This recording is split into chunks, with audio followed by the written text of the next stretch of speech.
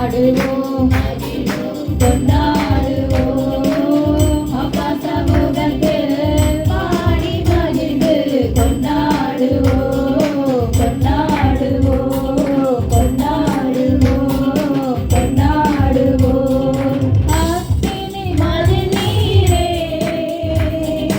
ஆறுதல் மழை நீரே அக்கினி மழை நீரே ஆறுதல் மழை நீரே நீ கட்டில் துணை நீரே நீ கட்டில் துணை நீரே நீருளில் வெளிச்சம் நீரே நீருளில் வெளிச்சம் நீரே நன்றி நன்றி நன்றி நன்றி நன்றி நன்றி நன்றி நன்றி பாடுவோம் மகிழ்வோம் கொண்டாடுவோம் அப்பா சமூகத்தில் பாடி மகிழ்ந்து கொண்டாடுவோம் கொண்டாடுவோம் பாடுவோம் மகிழ்வோம் கொண்டாடுவோம் அப்பா சமூகத்தில் பாடி மகிழ்ந்து கொண்டாடுவோம் கொண்டாடுவோம் உலகே உமதடிமை நானே ஆதரித்தேனே ஆக மகிழ்ந்தே கர்த்தர் செய்த நன்மைகளையே நித்தம் நித்தம் நான் நினைப்பேனே கர்த்தர் செய்த நன்மைகளையே நித்தம் நித்தம் நான் நினைப்பேனே ஆழமற்ற அன்பினால் அழைக்கவரே எண்ணற்ற நன்மையால் இறைக்கவரே ஆழமற்ற அன்பினால் அழைக்கவரே எண்ணற்ற நன்மையால் இறைக்கவரே மாசில்லாத நேசரே மகிமை பிரதாவா பாசத்தாலும் பாடல் பற்றிடுவேனே மாசில்லாத நேசரே மகிமை பிரதாவா பாசத்தாலும் பாதம் பற்றிடுவேனே அடைக்கலமே உமது அடிமை நானே ஆதரிப்பேனே ஆக மகிழ்ந்தே கர்த்தர் நீர் செய்த நன்மைகளையே நித்தம் நித்தம் நான் நினைப்பேனே கர்த்தர் நீர் செய்த நன்மைகளையே நித்தம் நித்தம் நான் நினைப்பேனே காலம் பற்றி நடந்தோம் கர்த்தர் நீரல்லோ கூப்பிட்ட என்னை குணமாக்கிறீரல்லோ காலம் பற்றி நடக்கும் கர்த்தர் நீரல்லோ கூப்பிட்ட என்னை குணமாக்கிறீரல்லோ கொடையில் விழாதபடி காத்து கொண்டீரே அழுகையை கழிப்பாக மாற்றிவிட்டீரே நான் கொடையில் விழாதபடி காத்து கொண்டீரே அழுகையை கழிப்பாக மாற்றிவிட்டீரே அடைக்கலமே உமது அடிமை நானே ஆதரிப்பேனே ஆக மகிழ்ந்தே கர்த்தர் நீர் செய்த நன்மைகளையே நித்தம் நித்தம் நான் நினைப்பேனே கர்த்தர் நீர் செய்த நன்மைகளையே நித்தம் நித்தம் நான் நினைப்பேனே இன்றும் என்றும் துதித்திடும் என்ற பாடலை கூட நாம் பாடுவோம் காப்பீரே என்னை கருக்காக வழுவாமல் என்னை உமக்காக எடுத்தீர் என்னையும் உமக்காக கொடுத்தீர் உண்மையும் எனக்காக என்று சொல்லி இந்த பாடலை நான் பாடி நாமத்தை மகிமைப்படுத்துவோம். ஸ்தோத்திரம் துதி பாத்திரா உம்மை என்றும் என்றும் துதித்திடுவேன்.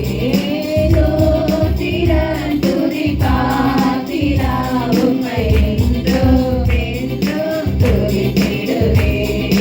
காத்தீரே என்னை கருத்தாக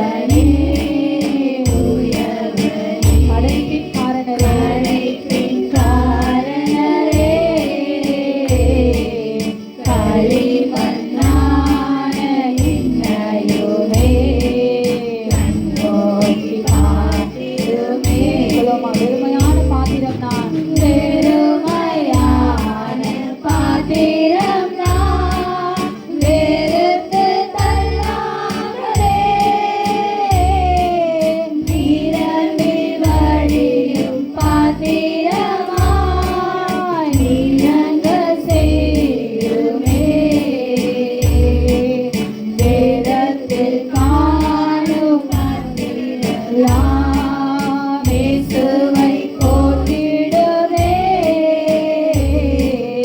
என்னையும் அவ்வித பாத்திரமாய் மறைந்து கொள்ளுமே.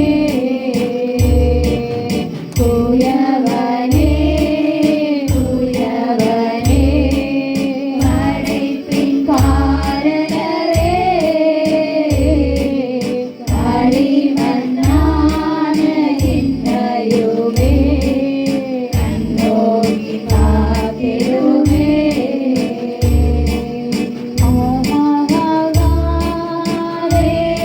ஹல்லேலூயா, ஹல்லேலூயா, ஹல்லேலூயா,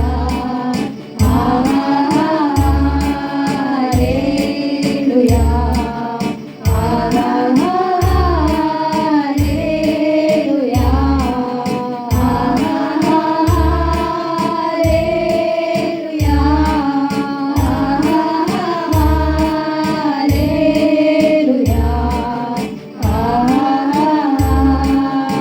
ஹல்லேலூயா, ஹல்லேலூயா, ஆமென். ஏசாயா 57ஆம் அதிகாரத்தில் 15 வாசிக்கிட்டு போவோம். நித்தியவாசியும் பரிசுத்தர் என்கிற நாமம் உள்ளவராகிய மகத்துவமும் உன்னதமானவர் சொல்லுகிறார். ஆண்டவர் சொல்ற நித்தியவாசியும். ஆண்டவர் யாரா? நித்தியவாசியும் பரிசுத்தர் என்கிற நம்ம ஆண்டவருக்கு என்ன பேர் இருக்கிறது? பரிசுத்தம். ஆனால் தான் நேற்று கூட நம்ம பார்த்தோம் இல்லையா? ஸோ அதனால அவர் பரிசுத்தரா இருக்கிறபடினாலே நீங்களும் நானும் பரிசுத்தமாக்கப்பட வேண்டும். அப்போ நம்ம புதிய ஏற்பாட்டில் இருக்கிற நீங்களும் நானும் பாக்கியவன். அதுவும் இக்காலத்தில் வாழ்ந்து கொண்டிருக்கிற கிருபை காலத்தில் வாழ்ந்து கொண்டிருக்கிறவர்கள் இன்னும் பாக்கியவான்கள். காரணம் என்னன்னு கேட்டால், இயேசுவின் இரத்தத்தினால் நாங்கள் என்ன செய்யப்பட்டிருக்கோம்?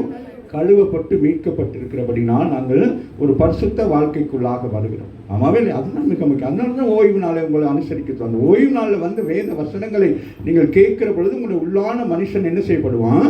பரிசுத்தமாக்கப்படுவான். பலப்படுகிறது ஒரு பக்கம், இன்னொரு பக்கம் பரிசுத்தம். இது செய்யலாம், இது செய்யக்கூடாதுங்கிற எண்ணங்கள் வந்து கொண்டே இருக்கும். ஆமாவே, ஒரு காரியத்தை செய்கிறேன்னு டக்குன்னு நீங்கள் ஆவிக்குரிய பிள்ளைகளாக இருந்தால் உங்களுக்கு கிளிக் ஆகும். இதுதான் பாஸ்டர் மூலம் நமக்கு சொல்லப்பட்டுச்சு இல்லை, இது நம்ம செய்யக்கூடாது இல்லையா?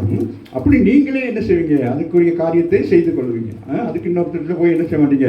ஆலோசனை கேட்க மாட்டீங்க, இல்லாட்டி பேப்பரில் எழுதி போட்டு சுற்றி பார்க்க மாட்டீங்க. சரியா? ஆகவே சொல்லுகிறார், நித்திய வாசியும் மகத்துவம் உள்ளவர். ஆண்டவர் யாரா? நித்தியவாசி, பரிசுத்தர், மகத்துவம் உள்ளவர். அப்படின்னா என்னது?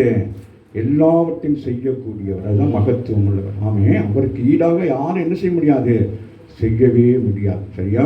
ஆமே, அதுதான் இங்கே சொல்லுகிறாங்க. ஆனால் அதில் பாருங்க, நான் சில காரியங்களை நம்ம பார்க்கலாம்.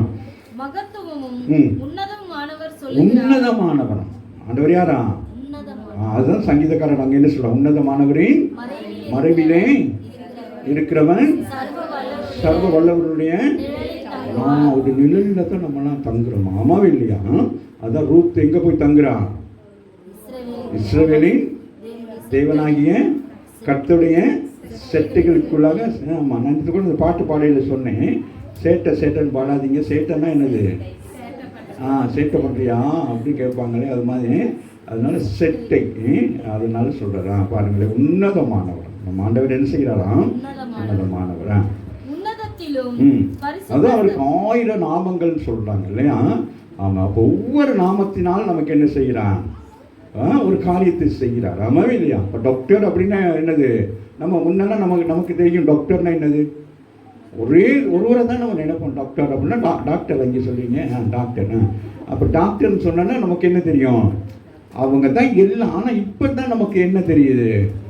ஒவ்வொன்றுக்கும் ஒவ்வொரு டாக்டர் இருக்கிறாங்க. அப்போ அந்த டாக்டர்களுக்கு என்னது? அந்தந்த டாக்டர்களுக்கு தனிப்பட்ட முறையில் பேர் இருக்குது. சொல்லு ஒரு பேர். ஆனால் எல்லாரும் யாரு? டாக்டர்ஸ். ஸோ அப்போ பாருங்க, அந்த மாதிரிக்கு அப்போ நம்ம ஆண்டவருக்கு பேர்கள் எப்படி இருக்கு சொல்லுங்க பாப்போம். எகோவா ராஃபா. அப்போ அது என்னது? அப்போ எகோவா ராஃபானா யாரு? சுகம் கொடுக்குறவர். எகோவா ஷாலும். அப்போ அந்தந்த இடங்களுக்கு. ஆனால் அவருக்கு 1000 நாமங்கள் இருக்குது. ஆனால் அவருக்கு தெரியாது எனக்கு என்ன நாமம் இருக்குன்னு. அது நம்ம வச்ச நாமம் தான். சரியா? அவர் தனக்கு என்னது? அவர் ஒருவர். அதனால அவருக்கு என்னது? 2 பேர் இருந்தால் தான் என்ன செய்யலாம்? 2 பிள்ளைகள் இருந்தால் தான் என்ன செய்யலாம்? 2 பேர் வைக்கணும் இல்லையா? ஒரு பிள்ளைக்கு கருப்பாயினா ஒரு பிள்ளைக்கு சேப்பாயின் வைக்கணும், அப்போ தான் தெரியும். ஆமாம் இல்லையா? அப்போ ஒரே பிள்ளையானது என்னது? கருப்பாயினா அந்த பிள்ளை தான் வரும். ஆமாவாங்க. சிகப்பாயினா மற்ற பிள்ளை பார்க்கும். ஆனால் இங்கே அப்படி இல்லை. அவரை கூப்பிட்டோன்னு அவர் என்ன செய்வார்? அதான் மோசே தான் ஆண்டவர் என்ன செஞ்சிட்டாரு? அப்படியே திடுக்கிட வச்சுட்டாரு. சரி, நான் போகிறேன், உங்களை கேட்டால் நீங்கள் யாருன்னு நான் சொல்கிறது. ஆமாவே இல்லையா? அப்போ தான் அவர் யோசிக்கிறார். ஆமாம் இல்லை, இது வரைக்கும் என்னை யாருமே இப்படி கேட்டதில்லை. சரி, நான் இருக்கிறவராக இருக்கிறேன்னு சொல்லுவது. இப்போ அவன் போயிட்டு டக்குன்னு என்ன சொல்கிறான்? அவன் போயிட்டு சொல்கிறான், இருக்கிறவராக இருக்கு. அதுதான் இங்கே சொல்லப்படுகிறது நித்திய வாசி. நம்முடைய ஆண்டவருக்கு பேர் என்னது? நித்திய வாசி. அவர் ஆதியிலிருந்து அந்த வரைக்கும் அவர் இருக்கிறார். அவரே அல்பாவும் ஒமேகாவும் இருக்கிறார். அவரே இருக்கிறவராக. ஆமாம், அவரே நேற்றும் இன்று என்றும் ஆமாம் வருகிறவன் இருந்தவரும் இருக்கிறவரும். அப்படியே சொல்லிக்கிட்டே போகலாம். ஆண்டவருக்கு அவ்வளோ பேர்கள் இருக்கு. ஆமாவே இல்லையா? ஆனால் நமக்கு ஒரு பெரிய ஒரு அதிர்ஷ்டம். என்ன சொல்லுங்க பாப்போம். அவர் எப்படி கூப்பிடுற அதிர்ஷ்டம் நமக்கு கிடைச்சிருக்கு? அப்பா இவராமின்னு சொல்லுங்க. மிகவும் மிக கிட்ட போயிட்டீங்க. அம்மாவே இல்லையா? அவரே இந்த பேரெல்லாம் கூப்பிட்டா என்னது? இப்போ நம்ம அப்பா டாக்டராக இருந்தால் நம்ம போய் டாக்டர் என்ன கூப்பிடுவோம்? எப்படி கூப்பிடுவோம்? அப்பான்னு. அவராமின்னு சொல்லுங்க. ஸோ நம்ம ஆண்டவர் எப்படி கூப்பிடணும்? வாசிங்க. நித்திய வாசியும் பரிசுத்தர் என்கிற நாமம் உள்ளவராகிய மகத்துவமும் உன்னதமானவர் சொல்லுகிறார். உன்னதத்திலும் பரிசுத்த ஸ்தலத்திலும் வாசம் பண்ணுகிற நான் பணிந்தவர்களின் ஆவியை உயிர்ப்பிக்கிறதற்கும் நொறுங்கினவர்களின் இருதயத்தை உயிர்ப்பிக்கிறதற்கும் நொறுங்குண்டு பணிந்த ஆவி உள்ளவர்களிடத்தில் வாசம் பண்ணுகிறேன். உன்னதத்தில் பரிசுத்த ஸ்தலத்திலும் வாசம் பண்ணுகிற நான் பணிந்தவர்களின் ஆவி சரியா உயிர்ப்பிக்கிறதற்கு. ஆமென் ஆமென். அவருக்கு தாழ்மை உள்ளவருக்கு கர்த்தர் கிருபை அளிக்கிறவராக. கடந்த நாட்கள் யாரெல்லாம் பாக்கியவான்கள் சொல்லி பார்த்தோம். மத்தேயு அதிகாரத்தில் 5ஆம் அதிகாரத்தில் பார்த்தோம். அதனால சொல்றாரு, உயிர்ப்பிப்பதற்கும் நொறுங்கி கிடக்கிறவங்களோட இருதயத்தை என்ன செய்யணுமா? உயிர்ப்பிப்பதற்கும் பணிந்த ஆவியுள்ளவர்களிடத்தில் வாசம் பண்ணுகிறார். ஆமென். அப்ப அப்படிப்பட்டவங்க தான். அவரை மாத்திரம் நம்பி இருக்கிறவர்களிடத்தில் தான் என்னது? அவர் வாசம் பண்ணுகிறவராக இருக்கிறார். என்னால எல்லாம் செய்ய முடியும், நான் தான் அப்படிங்கிறவங்கள்ட்ட இல்லை. அவரே நம்பி இருக்கிறவங்களுக்கு தான் அவர் என்ன செய்கிறார்? அவர் உதவி செய்கிறவராக இருக்கிறார். ஆமென். அப்போ நம்ம எவ்வளோ பெரிய வசதி படைத்தவர்களாக இருக்கலாம், பணக்காரர்களாக இருக்கலாம், சரீரத்து சுகமுள்ள எப்படி இருந்தாலும் ஆமென், அவரை தேடுகிற பொழுது நாம் எப்படி இருக்க வேண்டும்? நாம் தாழ்மை உள்ளவர்களாக இருக்க வேண்டும். ஆமாவே இல்லையா? நான் எப்போதும் வழக்காட மாட்டேன். சொல்றாரு, நான் எப்பொழுதும் வழக்காட மாட்டேன். நான் என்றைக்கும் கோபமா இருப்பதில்லை. சொல்லுகிறார் ஆண்டவர். இஸ்ரவேல் ஜனங்களை பார்த்து சொல்லுகிறார், நான் எல்லா நேரத்திலும் உங்களோட என்ன செய்ய மாட்டேன்? அப்படின்னா என்னது? உங்களோட பிரச்சனை பண்ணிக்கிட்டே கிடக்க மாட்டேன். நான் என்றைக்கும் கோபமா இருப்பதில்லை. எனக்கு கோபங்கிறதே வராது. எந்த நேரம் எனக்கு கோபம் வராதுங்கிறாரு. ஏன்னா ஆவியும் நான் உண்டு பண்ணின ஆத்துமாக்களும் என் முகத்துக்கு முன்பாக சோர்ந்து போகுமோ? ஐயோ, அதான் சோர்ந்து போகுமே. நான் உங்களை போட்டு திட்டுறதுக்கு தான் வர்றது. ஆனால் வேதம் சொல்லுகிறது, நான் இப்பொழுதும் என்னது? இப்போ என்ன நம்ம அம்சத்தை பேசுனா இல்லையா? உங்களோட சொல்லுங்க, பேசுனா இல்லையா? சொல்லுங்க, எப்போ பேசுனேன்? லேட் ஆகிறதுக்கு நான் ஏசுறேன் இல்லையா? ஆனால் அவருக்கு தெரியுது நீங்கள் ஏன் லேட்டாக வரீங்கன்னு சொல்லி. ஆமாவே இல்லையா? ஏதோ ஒரு சூழ்நிலைனால தானே அவன் என்னது? அவர் ஒன்றும் சொல்ல மாட்டார்ப்பா, ஆசை சும்மா வாழ்வான்னு கத்துவார். அவருக்காக நாங்கள் போகிறோம், புரியுதா? அப்படி இது எடுத்துட்டு பாருங்களேன். நான் எப்பொழுதும் என்ன செய்ய மாட்டேன். அதனால நீங்கள் ஐஸ் வச்சுட்டான்னு சொல்லிட்டு இருக்கக்கூடாது, சரியா? ஆமாம், நான் இன்றைக்கும் ஆண்டவர்கிட்ட என்ன இல்லையா? ஆமாம், கோபம் இல்லை. ஏன்னா நான் உண்டு பண்ணின ஆத்துமாக்களும் என் முகத்துக்கு முன்பாக சோர்ந்து போகுமே. சொல்றாரு பாருங்க, பாருங்க அந்த வருஷம் பாருங்க. என்னது? நான் உண்டு பண்ணின ஆத்துமா என் முகத்துக்கு முன்பாக சோர்ந்து போகும். அங்க ஒரு பியூட்டியா இருக்கு அந்த வருஷம் ராசி பாருங்க. நான் உண்டு பண்ணின ஆத்துமாக்கள், நான் உண்டு பண்ணின ஆத்துமா என் முகத்தை பார்த்து சோர்ந்து போயிடக்கூடாது. ஆமாவே இல்லையா? இப்போ நான் கடினமாக பேசினா நீங்களாம் என்ன ஆயிடுவீங்க? 6 நாளும் அடிப்படி ஐயா. வேலைக்கு போனான், வண்டி தட்டி பஸ்ஸில் என்ன குத்துறான், வீட்டில் வந்து சமைச்சான், என்ன செய்யலாம், இதெல்லாம் பண்ணிட்டு இங்கே வந்தால் நீங்கள் என்னது, நீங்கள் இங்கே வந்துட்டு மைக்கில் வச்சுக்கிட்டு கற்றுன்னு கத்துறீங்க. உங்களுக்கு கொஞ்சம் சரி இருதயத்தில் என்ன இல்லை இறக்கம் இல்லையா அப்படின்னு நீங்களாம் பேசுறீங்கன்னா ஆண்டவர் எனக்கு சொல்கிறாரு. அதனால சொல்ல, நீ இனிமேல் என்ன செய்யக்கூடாது, சபையில் வர ஜனங்களை பார்த்து கோவப்படக்கூடாது. நான் கோவப்படலாம், நீ கோவப்படக்கூடாது. ஆமாம் இல்லை, அது என் ஜனங்கள், சரியா?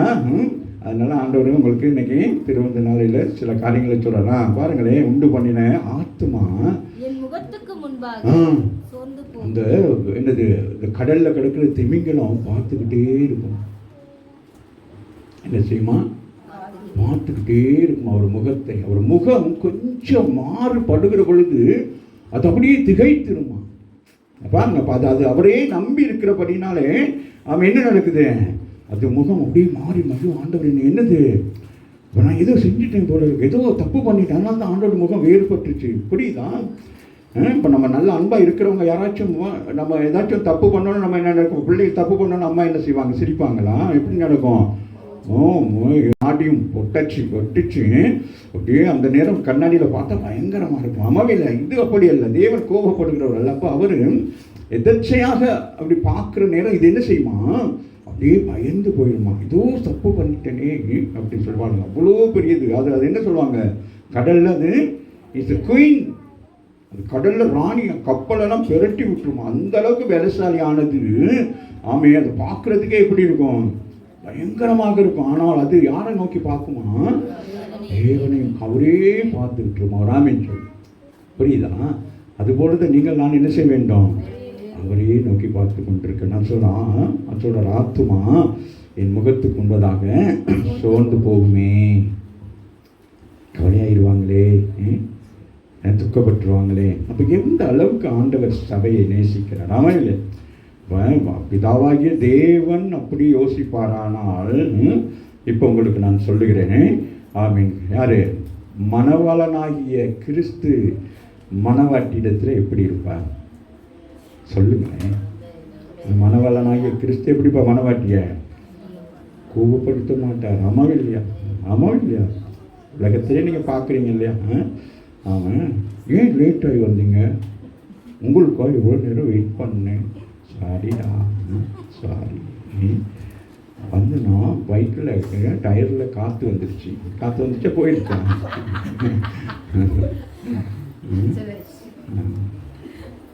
இங்கே தானே இருக்கிறீங்களோ? சரி. பழையாக்கெல்லாம் கவலைப்படுறாங்க 50 வருஷத்துக்கு முன்னால். சரியா? சரி, அதெல்லாம் கட் பண்ணிடு நமக்கு. அடுத்து வாசிங்க. நான் அவர்கள் பொருளாசை என்னும் அக்கிரமத்தை நிமித்தம் கடும் கோபமாகி அவர்களை அடித்தேன். என்ன நல்லதுன்னு இருந்துச்சு. நான் மறைந்து கடும் கோபமாய் இருந்தேன். தங்கள் மனம் போன போக்கிலே மாறுபாடாய் நடந்தார்களே. சொல்றார். அவர்கள் என்ன செய்தார்கள்? இஸ்ரவேல் ஜனங்கள் தன்னிச்சையாய் செயல்பட்டார்கள் அப்படின்னு சொல்றாங்க. அதனால நான் என்ன செஞ்சேன், கோபப்பட்டு என்ன செய்தேன், ஆமாம். அப்போ என்னது இப்போ தெரியுதா? அவர் தான் என்ன செய்யறார், ஆத்மாவை குறித்து கவலைப்படுறதும் அவர் தான்.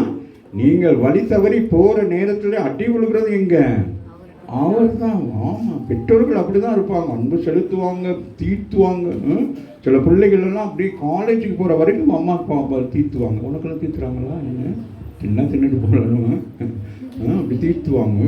பாய்ஸை தீர்த்துவாங்க. சில அம்மா மாறு வேலைக்கு போகிற பையனு கூட இந்தடா அவங்க பசிக்கும்டா,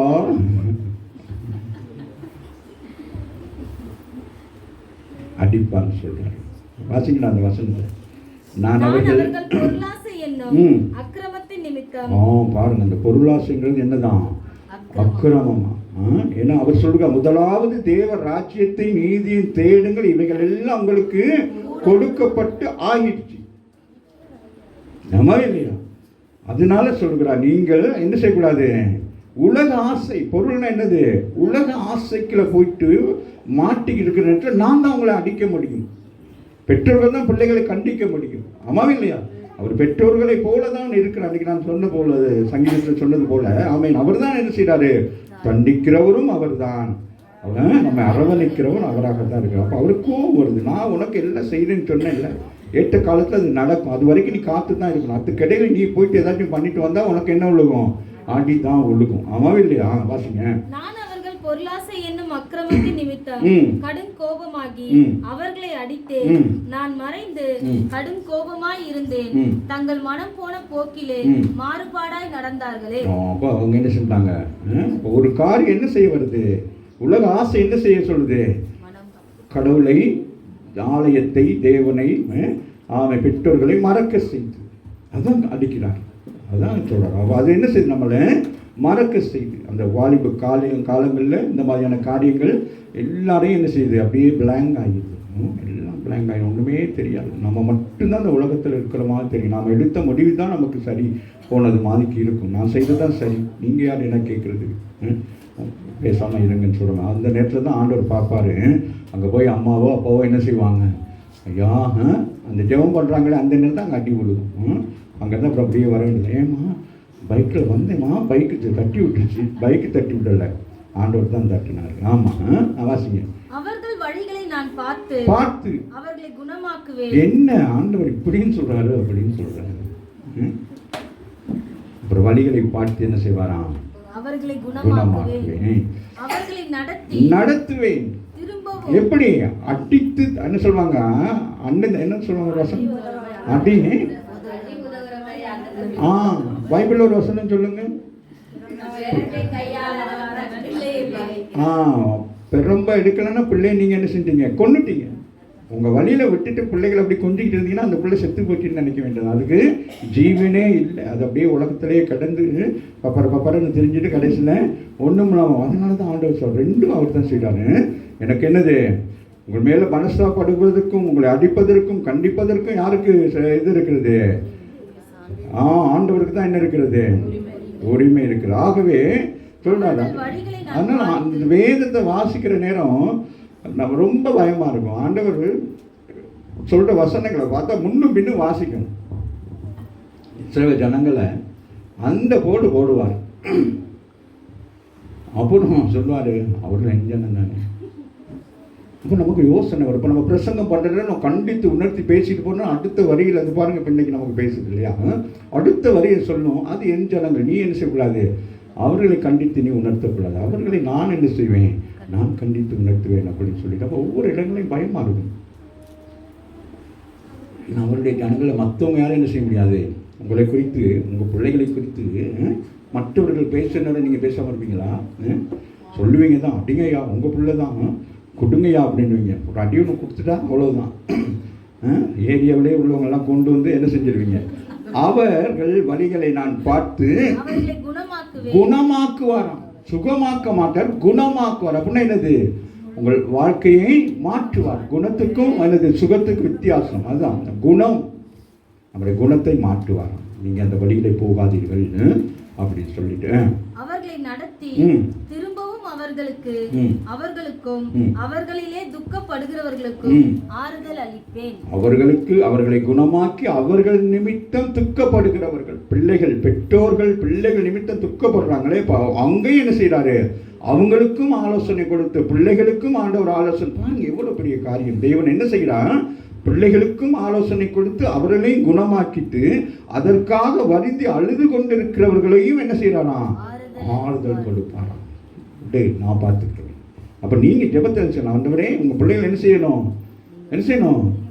ஆண்டவர்கிட்ட ஒப்பு கொடுத்துட்டு பேசாமல் இருக்கணும். அவங்க சந்தில் நின்று பார்த்துக்கிட்டு பொந்தில் நின்று பார்த்துக்கிட்டு என்ன நடக்குது, அவங்க சொல்கிறத கேட்குறது எல்லாம் கேட்கும். உன் பிள்ளைய என்னது? உன் மனசாட்சிப்படி என்ன செய்யணும்? என் பிள்ளை தான். அம்மாவே இல்லையா?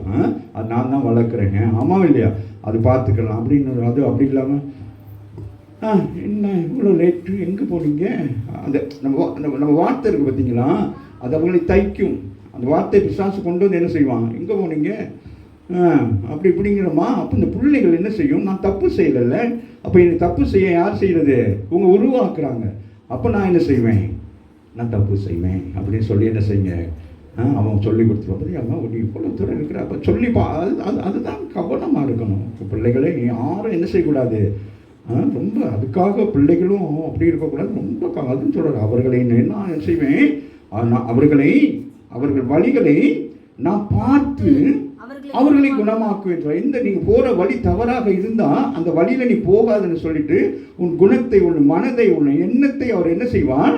மாற்றிட்டு அடுத்து என்ன செய்வார்? அவர்களுக்காக ஜெபித்த தாய் தகப்பனுக்கு என்ன செய்கிறாராம்? ஆறுதல் அளிப்பாராம். நீ பயப்படாதே, உன் பிள்ளை குறித்து நீ கவலைப்படாத, அது ஏன் பிள்ளை நான் பார்த்துக்கணும். அடிக்கடி நான் சொல்றேன், இந்த பிள்ளைகளாம் யாரு? நீங்களாம் யாரு இந்த பிள்ளைகளுக்கு? ஆமாவே இல்லையா? அவர் தான் உங்கள்கிட்ட வளர்க்க கொடுத்துருக்கிறாரு. நீங்கள் என்ன செய்யணும்?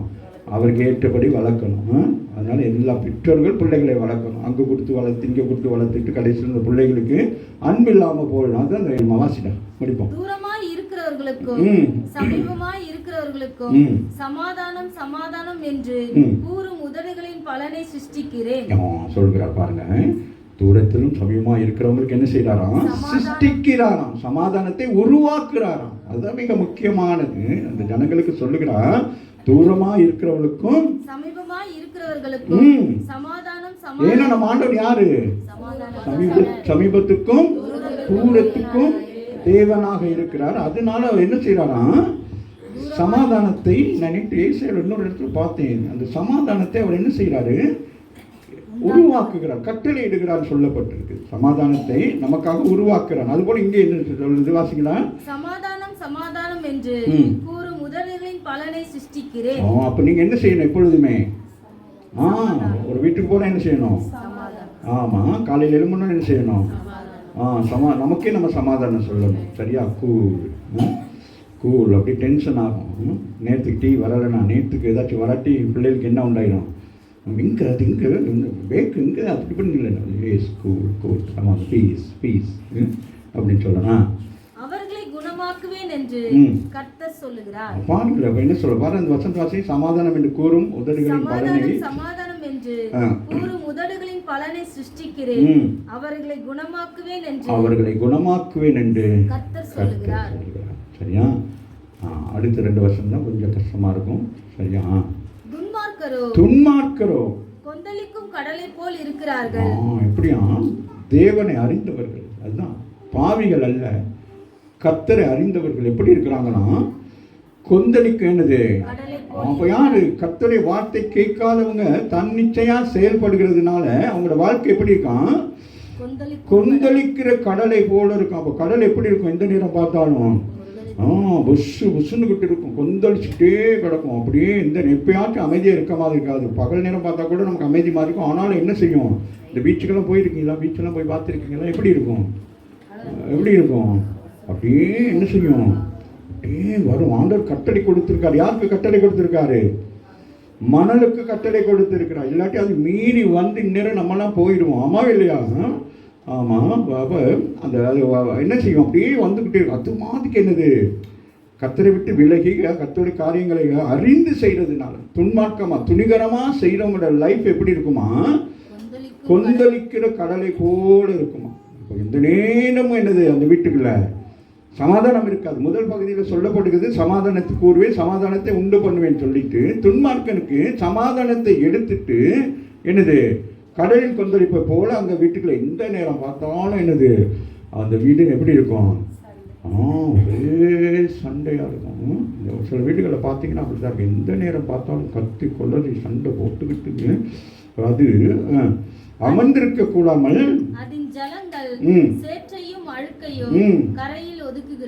அப்ப என்ன நடக்குமா? பார்த்தீங்கன்னா அந்த கடல் என்ன செய்யும்? அந்த இதெல்லாம் கொண்டு வந்து என்ன செய்யும்? அப்படி கரையோரத்தில் அப்படியே தள்ளிக்கிட்டே இருக்கும். ஆனால் அந்த கரையோரத்திற்கு என்ன செய்யாது? அது என்ன செய்யாது? அப்படியே ஒரு அலை வந்து என்ன செய்யும்? அப்படி கரையோரத்தில் கொண்டு தள்ளும். இன்னொரு அலை என்ன செய்யும்? அதை அப்படி கொண்டு போகும். சரி, புரியுறதா? அப்போ பிரச்சனை முடிஞ்சுன்னு சொல்லிட்டு நீங்கள் நினைப்பீங்க. ஆனால் பிரச்சனை என்ன செய்யும்? பின்னுக்கே வரும். ஆமாவே இல்லையா? அதை தான் அங்கே சொல்லுகிறா. பாருங்க எவ்வளோ பயங்கரம்னு சொல்லிட்டு. கர்த்தருடைய பிள்ளைகள், திருவள்ளுவருக்கு வருகிற பிள்ளைகள் தேவனுக்கு எவ்வளோ தூரம் பயந்து இருக்க வேண்டியதுதான் இந்த இடத்துல சொல்கிறார். அவங்க யாருக்கு? இஸ்ரவேல் ஜனங்களுக்கு ஏசாயாவும் சொல்கிறார், துன்மார்க்கரோ தேவனை விட்டு விலகுகிறவர்கள், தேவ சத்தத்துக்கு கீழ்ப்படியாதவர்கள், தன்னிச்சையாக செயல்படுகிறவர்களுக்கு வாழ்க்கை எப்படி இருக்குமா? கொந்தளிச்சு கொண்டே இருக்குமா? அது ஏன்னா கடல் எப்போ சரி அமைதியாகவே இருக்காது. என்ன செய்யும்? அது கொந்தளித்து கொண்டே இருக்கும். அதுபோல தான் அவங்களுடைய வாழ்க்கை என்ன செய்யாது? அது அமர்ந்திருக்க கூடாமல் அது என்ன அதன் ஜலங்கள் சேற்றையும் அழுக்கையும் கரையில் ஒதுக்குகிறது. அப்ப எந்த நேரம் பார்த்தாலும் வீட்டுக்குள்ள சண்டையும் சச்சரவும் தூஷணங்களும் வீண் வார்த்தைகளும் பொய்யும் தெரியுமா? சில நேரங்கள பொய் மேல பொய் சொல்லு, இதெல்லாம் பாருங்க அழுக்கம். கர்த்தருடைய பிள்ளைகள், நீங்க சேருனா என்னது? என்ன உடம்புல செயற்பட்டா என்ன செய்வோம் தெரியும்? சேருனா என்னது? அது கரை. அப்போ அதே தான் இருக்குமா அந்த வீட்டுக்குள்ளே. எப்போ பார்த்தாலும் வீட்டுக்கு போய் பார்த்தோம்னா எப்படி இருக்குமா? சில வீடுகளை போய் பார்த்தா பயங்கரமாக இருக்கும். வீடு வெளியெல்லாம் நல்லா தான் இருக்கும். திடீர்னு ஒரு வீடுகளை விசிட் பண்ணோம்னா எப்படி இருக்கும்? இந்த வீடு அப்படியே குப்பை மாதிரிக்கு இருக்கும். துணிமணியெல்லாம் அள்ளி போட்டு ஒரு இல்லாமல் அப்படியே பயங்கரமாக இருக்கும். ஏன்னா அவங்களுக்கு என்னது? தேவ பயமும் இல்லை, மனுஷ பயமும் இல்லை, தன் வாழ்க்கை குறித்தும் பயம் இல்லாமல் அப்படியே வாழ்ந்துக்கிட்டு இருக்கிறாங்க அப்படின்னு சொல்லிட்டு அப்படி அதுன்னு சொல்ல. அடுத்த வசனம் சொல்லுது, துன்மார்க்கனுக்கு சமாதானம் இல்லை என்று யாருக்கும்? கர்த்தரை அறிந்து கர்த்தரை வார்த்தைக்கு கீழ்ப்படியாமல் தன்னிச்சையாக செயல்படுறவங்களுக்கு ஒரு நாளும் என்ன செய்ய முடியாது. அப்போ நம்ம என்ன செய்ய வேண்டும்? சமாதானக்காரராகிய ஆண்டவரை என்ன செய்ய வேண்டும்? அவரை நோக்கி பார்க்க வேண்டும். நம்ம என்ன செய்ய வேண்டுமா? அறிக்கை செஞ்சு விட்டுறோம். அதான் சொல்கிறார். நீதிமொழிகள் அழகாக சொல்லப்பட்டிருக்கு. அதை மறைக்கக்கூடாது. என்ன செய்ய வேண்டும்? அதை விட்டுருங்க சொல்லிட்டு இன்னொரு வசனத்தை மட்டும் வாசிட்டு போயிடுவோமா? திருவந்துக்குள்ள ஏசையாவில்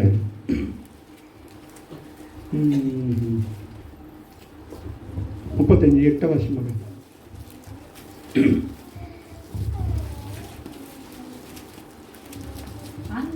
அங்கே பரலோக ராஜ்யத்தை குறித்து சொல்லுகிறார். அங்கே பெரும் பாதையான வழி இருக்கும். அது பரிசுத்த வழியாம். எது? பரிசுத்தம் இருக்கிற இடம் என்னது? பரிசுத்தமாக இருக்கும். அது போற வழி பரிசுத்தமாக இருக்கும். ஆமாவே இல்லையா? அதான் சொல்ற. நானே வழியும் சத்தியமும் ஜீவன் என்று சொல்கிற இயேசு எப்படி இருக்கிறாரு?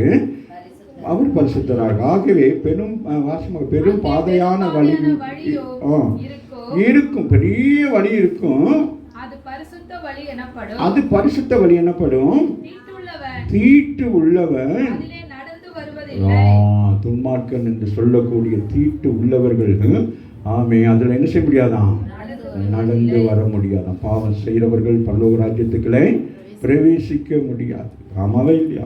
அதான் சொல்ற. தீட்டு உள்ளவன். இப்போ சொன்னபடி நம்ம வாசித்த பகுதியை போல துன்மார்க்கமாக இருக்கிறவங்க அப்போ பாருங்க, அங்கே என்னது?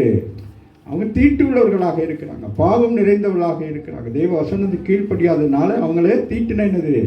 அருவருக்கக்கூடியது, சாபம், வியாதி, பணப்பிரச்சனைகள், நெருக்கடிகள். அப்போ அதுதான் அவங்க என்ன செய்ய முடியாது.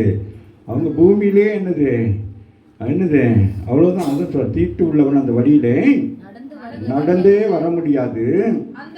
அந்த வழியிலே நடக்கிறவர்கள் பேதைகளாக இருந்தாலும் திசை கெட்டு போக மாட்டாங்க. உண்மையாய் பரிசுத்தமான ஜீவியம் ஜீவிக்கிறவர்கள் அவங்க நல்ல பைபிள் வாசிக்க தெரிஞ்சு என்னது பிரசங்கம் பண்ணி அதெல்லாம் இல்லை. அவர்கள் எப்படிப்பட்டவங்களாம்? பேதை, ஒன்றுமே தெரியாது. ஆமாவே இல்லை? சில பேர் சொல்லுவாங்களே, இதெல்லாம் இப்படி பேக்கு மாதிரிக்கு இருக்குன்னு சொல்கிறாங்களே. அவங்களெல்லாம் ஆண்டவர் என்ன செய்வாங்க? அவங்க என்னது? திசை கெட்டு போவதில்லை. எனக்கு பைபிள் 5 முறை 10 முறை பைபிள் வாசிச்சிருக்கிறேன். சங்கீதம் நான் தான் வாசிப்பேன். இதெல்லாம் நம்ம சொல்லிக்கிட்டு இருக்கலாம். ஆனால் வேதம் தெளிவாய் சொல்லுகிறது, அவருடைய வார்த்தைக்கு கீழ்ப்படிய வேண்டும். ஆமாவே இல்லையா? ஆகவே தான் சொல்லுகிறார் வாசியமாக, அந்த வழியிலே அவர்களை திசை கெட்டு போகாதபடிக்கு ஆண்டவர் என்ன செய்வார்? அவர்களை குணமாக்கி அவர்களுக்கு சமாதானத்தை சொல்லி அவர்களை சரியான பாதையில் நடத்துகிறவராக இருக்கிறார். கரங்களை தட்டி தேவனை மையப்படுத்தும் நேரடியாக கடந்து போவோம். முழுக்க ஞானஸ்தானம் பெற்றவர்கள் இந்த நேரத்தில் ஆயத்தமாங்க. மற்றவர்கள் பெறாதவர்கள் உங்களை ஆயத்தப்படுத்துங்கள். காலம் செல்லாது.